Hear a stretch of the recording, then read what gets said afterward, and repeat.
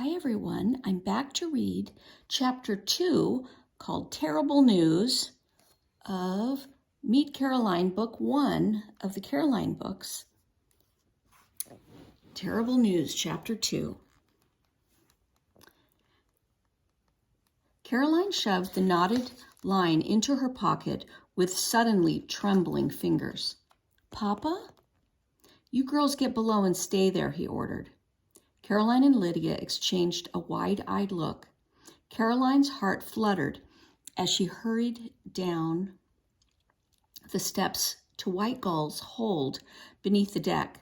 There was a tiny galley for cooking, a couple of bunks, and empty shelves where Oliver would store barrels of flour and potatoes, and whatever else he might haul.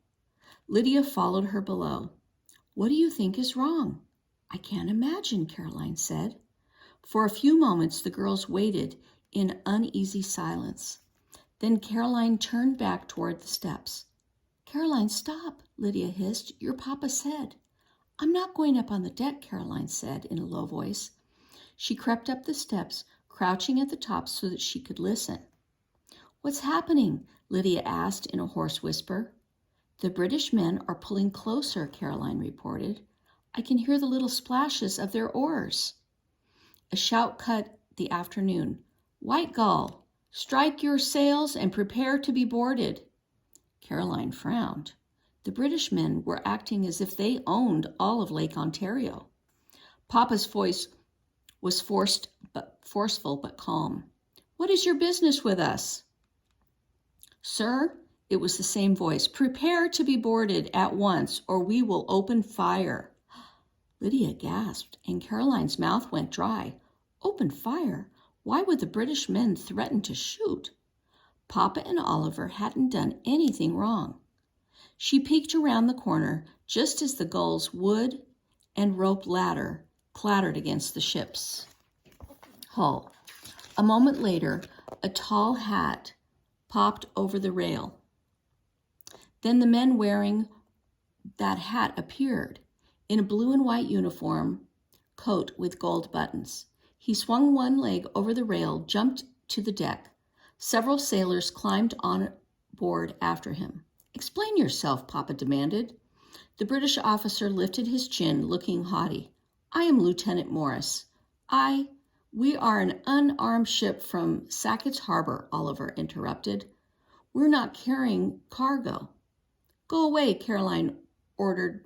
Go away, Caroline ordered the British man silently. Just go away. Papa planted his feet a little more firmly on the deck. You have no right to threaten this vessel. The British officer let one hand rest on the hilt of the long sword hanging by his side. I have every right, sir, he snapped. Perhaps you have not yet received the news. What news? Papa's tone was hard. Caroline could tell that he was very angry. The British officer gave him a small, cold smile. Why of war, sir? War? Caroline's stomach clenched. She heard Lydia gasp. Lieutenant Morris paced a few steps, studying the sloop.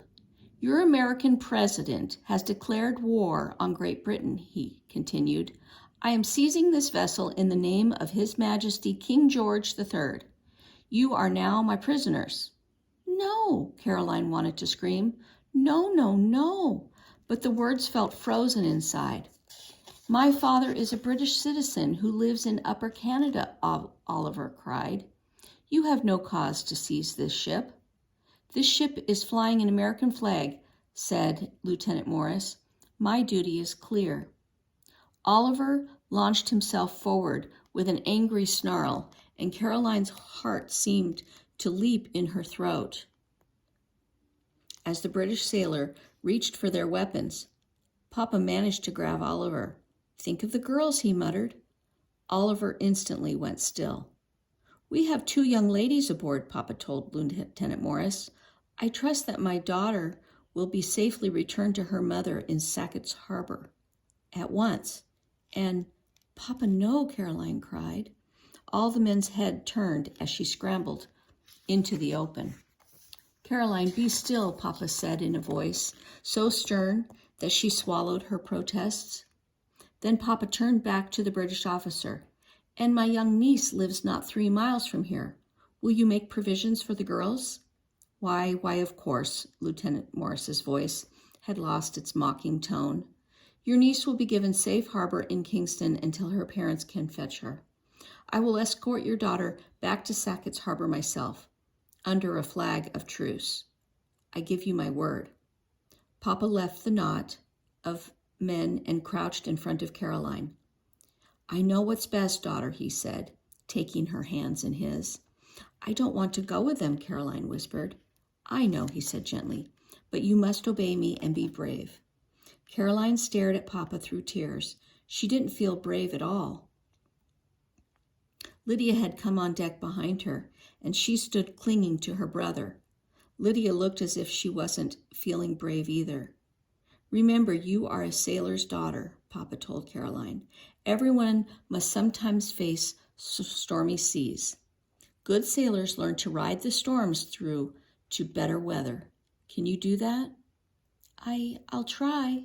Stay steady, Caroline. Obey your mother. Give her and your grandmother whatever help they need while I'm away. Papa's voice was urgent. I must have your promise. Caroline swiped at the tears with one hand. I promise, Papa. Make me proud. Papa seized her hands before rising. He looked at the lieutenant. Let's get on with this. As Lieutenant Morris snapped some orders to his men, Lydia gave Caroline a fierce hug. Goodbye, she whispered in Caroline's ear. Goodbye, Caroline echoed. She felt numb inside. When would she see Lydia again? When would she see any of them again? Lieutenant Morris pointed to the longboat still bobbing right beside White Gull. If you please, child, he said to Caroline. Caroline wanted to yell, I am not your child, but her voice seemed locked inside her throat again. The best she could do was ignore the helping hand he offered. She climbed down the ladder into the long boat. Her knuckles got scraped, and she had to kick her skirt aside as she planted her feet on the rungs.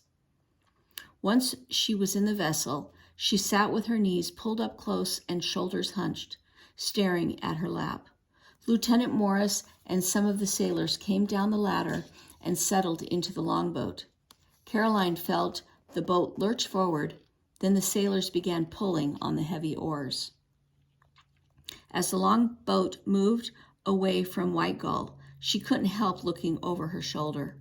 Papa sat straight as a mast in one hand of the other longboats. Lydia was climbing down the ladder to join him, and Oliver waited his turn. The British sailors dropped the Gull's sails, and Caroline felt an ache inside her chest. One tear spilled over and slid down her cheek. She swiped it fiercely and bent her head again. I will not cry, she told herself over and over again. I will not let them see me cry. Okay, and that is the end of chapter 2. And next time we will read chapter 3.